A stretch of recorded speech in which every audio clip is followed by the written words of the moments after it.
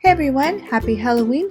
This year we had the opportunity to go to Tokyo Disneyland for Halloween and we were super excited because we won the lottery and were able to ride the brand new ride, The Enchanted Tales of Beauty and the Beast. It was so amazing to actually see the castle in all of its glory, getting to walk outside and inside and all around. And we are super excited to be able to show it to you guys.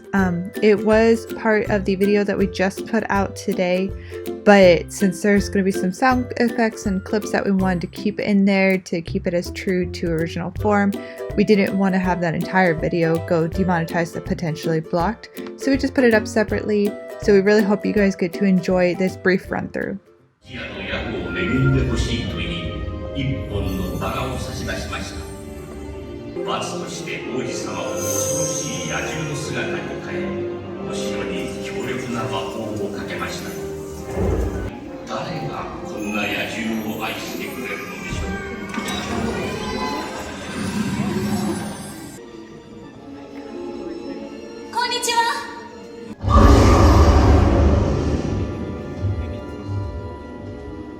That was awesome.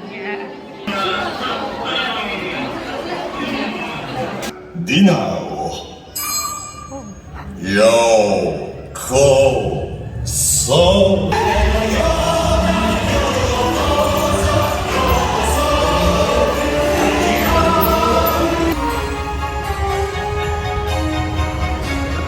泳いでも増えても何かが芽生えているから